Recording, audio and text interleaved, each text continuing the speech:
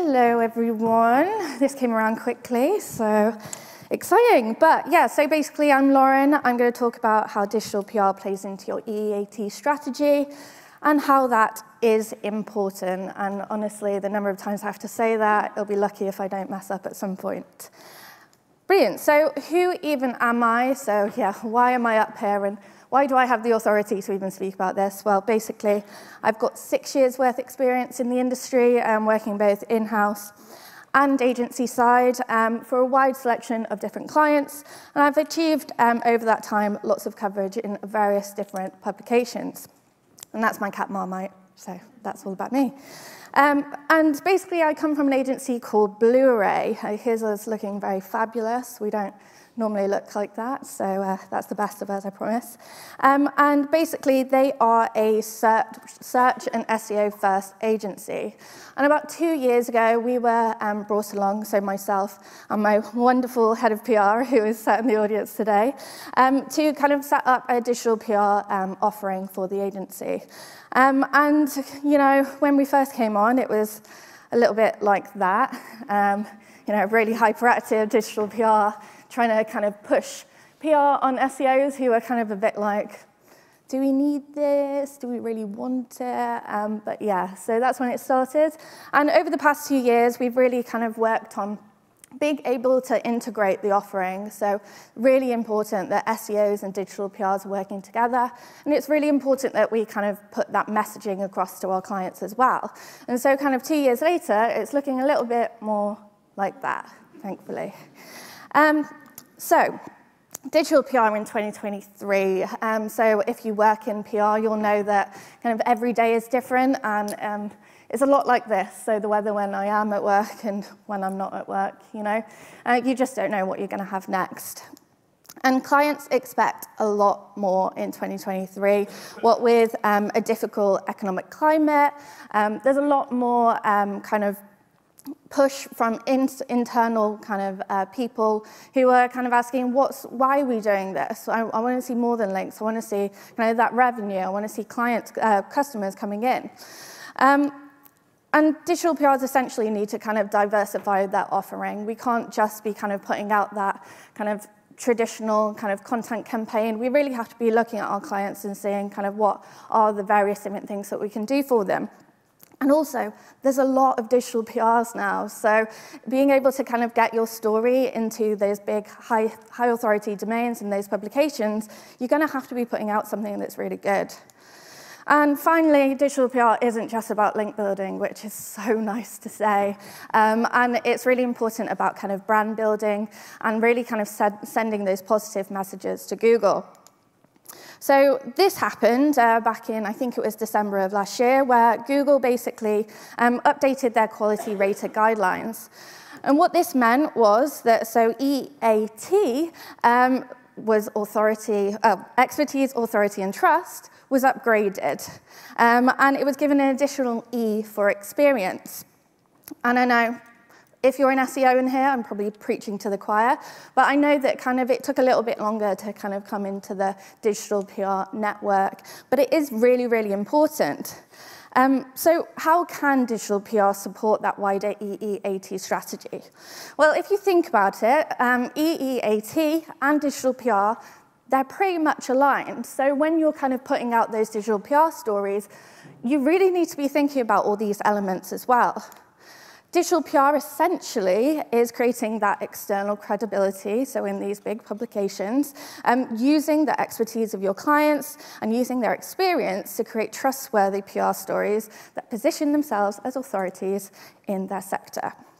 So how do we do it at Blu-ray? Well, so we have a multi-layered digital PR approach, and this basically includes proactive PR, expert commentary, reactive, and then also these content campaigns. So for the purposes of this talk, I'm going to go through these different sections and align them with those EEAT metrics.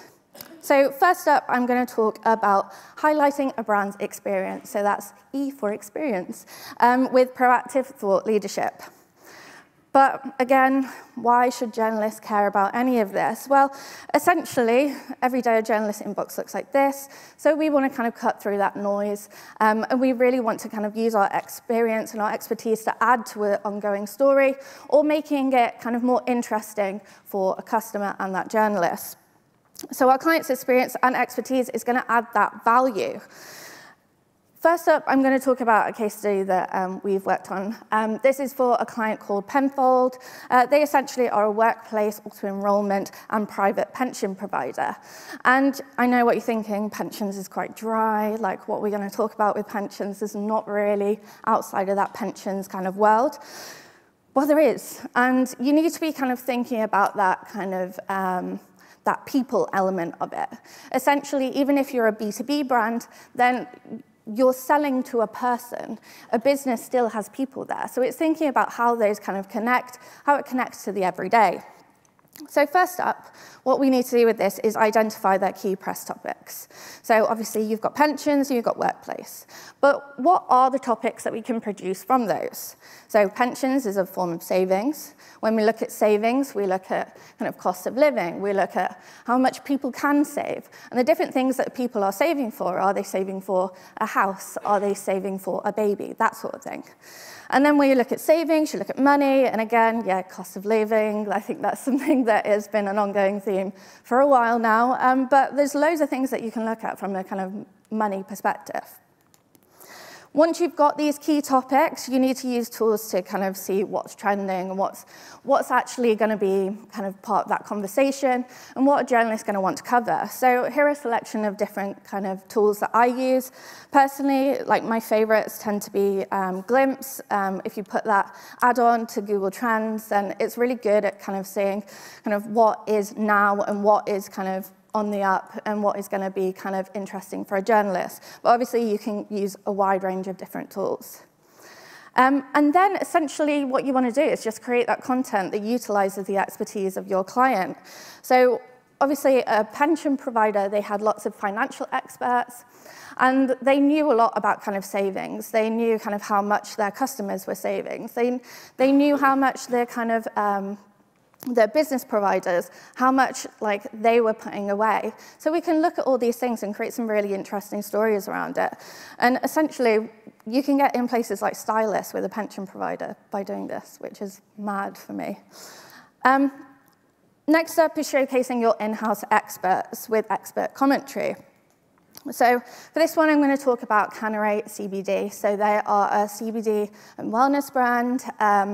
Their front woman is Claudia Winkleman, which is why I've included her. I'm not just a Claudia Winkleman fangirl. But essentially, they have a selection of kind of scientists who are on their board, who are experts in various different kind of things, such as kind of health and wellness, and they're all kind of medical experts who are influencing kind of what they can put out. So for us, it's kind of a gold mine, because the number of times that a journalist will kind of request, oh, I need an expert in menopause, I need an expert in kind of stress, that sort of thing. So it is a brilliant, brilliant gold mine. So for them, we identified Dr. Balu, who is a mental health expert. But we couldn't just kind of go to him and be like, can you put all these quotes together? Because they're very busy people, and you know what experts are like, they won't come back to you for weeks. So what we needed to do is kind of create that content for them in order to get approval. So first up, what we did is identify their topics of expertise. So he was really great. He has things like anxiety, ADHD, depression, loads of things that are really kind of in that press conversation and in a kind of a conversation of anyone every day, essentially. Once we've done that, we create a bank of actionable quotes on their specialist subjects. And like I've kind of mentioned, we create those quotes because it's easier for us to do it from our perspective, and then we get them to sign off and have them add kind of their take on it. And then once you've got that bank of quotes, then you can use various different tools to find press requests that are relevant to their experience and expertise. So things like response source, journal requests, like Twitter. Twitter is still great for kind of finding requests from journalists. I still do it all the time, even though they keep on threatening that Twitter is dead. It's not at the moment by the looks of it. And then you can take a really kind of dry, kind of not that exciting comment and turn it into some really great coverage really easily. So this one was one on CBD oil for anxiety, and we were able to kind of get that in Cosmopolitan, and then also link back to the product selection as well. Next up is positioning the brand as the authority in their field. So for this, I've put reactive. Obviously, all of these different kind of elements all can be like interchangeable and crossover, but it's really important that for this one, you're establishing that authority. So again, for Canary, for any of your clients really, you really need to create that editorial calendar right at the start so that you can be prepared for those key dates over the year that are going to be really important for your client. So for this one, March is endometriosis month. We know that a lot of people are using CBD to help with endometriosis. Parkinson's Awareness Week, Parkinson's Awareness Week in April. A lot of people are using CBD now for Parkinson's as well. So we knew that this is going to be really relevant. Then again, kind of keeping out for trending news topics. So again, use Twitter, love it, use it all the time. But also kind of keeping an eye on any news stories as well.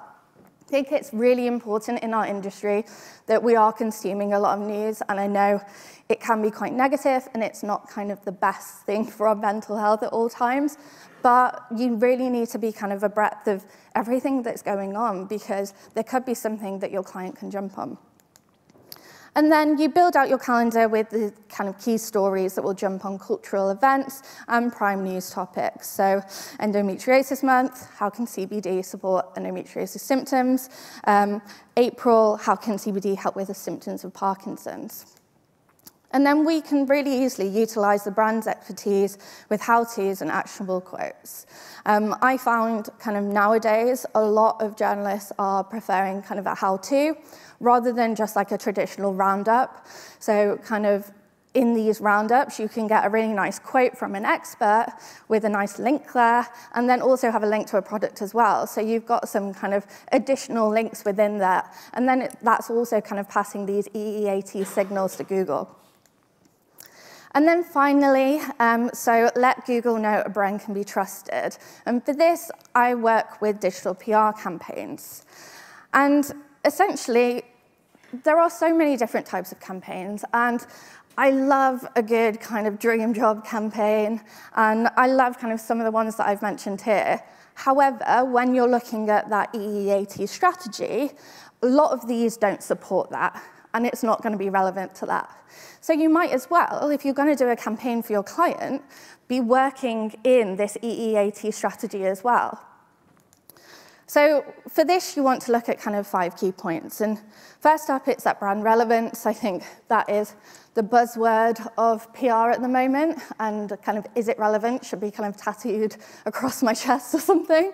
But is it relevant to your client? And you really need to consider this because there are a lot of stories at the moment and there's a lot of conversation about relevancy within PR. And if it's too far of a stretch, it's probably not going to work. And it's probably because it is. Next up is looking at that consumer interest piece. So this kind of falls into whether the press want to cover it, is it an ongoing story, and also essentially kind of from that kind of brand building perspective, if we're going to talk about a topic that is of interest to our consumers, then that essentially could be kind of bringing customers back to our site as well. Accurate data is really, really key. Like just creating a load of rubbish data, that isn't going to send any good signals to Google because someone will find you out and someone will call you out, probably on Twitter. And then adding to the conversation. So are you adding anything? Because if it's something we've heard a million times before, you're probably not going to. And I think this is more from the kind of getting that press coverage and getting those links back as well, because the journalists will be like, well, why do I care? Because you're not adding anything to this. And then what's the hook? Like, why is it interesting? Why is your client covering it? And why is it going to be engaging to an audience? So for this one, I'm going to talk about a case study that we did. This, again, was for Penfold, which is the pensions provider. If you don't have kids, you might not know that we're currently kind of in a childcare crisis in the UK. It's more expensive than ever to put your child through childcare, and kind of even stylists covered this, I think it was last week, where women are being priced out of motherhood. And essentially, women are kind of weighing up whether they can afford to go back to work because the price of childcare is so high, which is insane. And so you kind of may ask, how does this relate to pensions? Well, the more women that can't go back to work, and the longer that period of time out of work, is increasing the gender pension gap. And the gender pension gap is already kind of massive, but with the current cost of childcare, it's getting bigger, and there's no sign of it actually getting any smaller anytime soon. So we had this really interesting kind of start in this story, and we thought, actually, on the ground, kind of, what is the cost of childcare? Because there was a lot of kind of conversation around it is super expensive, but people didn't really know exactly where was the most expensive and what kind of regions were suffering the most. So essentially, what we did, we pulled a load of data, and I don't expect you to be able to read this. I think, yeah, there's a lot of stuff in there. But essentially, what we did, we went through databases of nurseries across the UK, and we pulled the average, well, we pulled the cost per day and per month of putting your child through full-time childcare. And the results were pretty damning. I mean, like, I don't have kids personally, but it puts you off ever having a child. In London, you could be like paying £1,735.65 per month to put your child into childcare.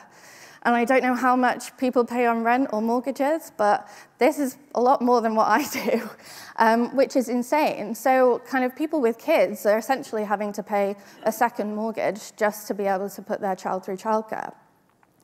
And that stat as well is over 80% of the average monthly wage in the UK. So once that's been paid for, how do you afford to pay for anything else? So we had these damning results, and we knew that there was a conversation around it already. And so we put together a story about the worst regions for childcare across the UK. And as a result of that, we were able to find that 60% say the cost of childcare is now the same or more than their rent or mortgage. Putting that out to press, we knew it was going to get pickup. There was no gimmicks, no infographic. It was just facts, data, and expertise.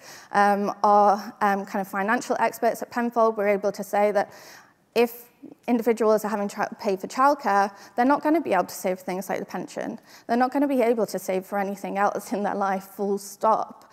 And something needs to change now, and it was almost kind of a call to action. As a result, we did, I think, 3 days worth of data sourcing. I think it was hundreds and hundreds of nurseries. And we came out with 80 links. We were in the Telegraph 3 times. We were in print press. And it was a very simple story. There was nothing flashy about it. And for the first time ever, our pension provider was being ranked for the term pension, which was amazing for them. It was brilliant. So I've gone through kind of what you should be doing, but what should you avoid? Because I feel like people fall into the things you should avoid a lot easier than they do what you should do. So don't create expert quotes that aren't adding anything to the story. Like I put here, water is wet. Yeah. So think about what you're adding to that story with that expert quote. Don't speak on topics that aren't relevant to your client. Again, relevance is key. If you don't think it's relevant, don't do it. And definitely don't pretend to know stuff that you don't, because it's pretty obvious if you don't. And you know what? You can probably kind of Google a lot of things and find out if it's been run through AI, and then you're getting called out for all sorts of things at that point.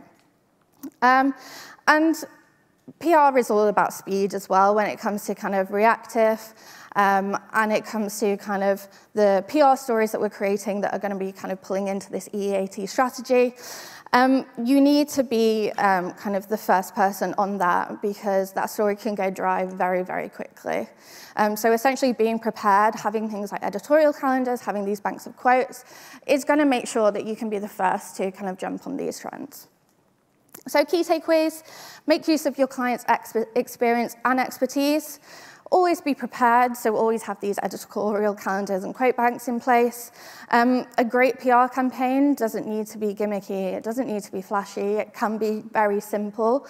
And value and relevancy should really, really be your priority. And essentially, trust your instincts. If you don't think it's going to work, if you think it isn't relevant to your client, then it probably isn't. And then finally, SEOs aren't so different to PRs. We should be working together.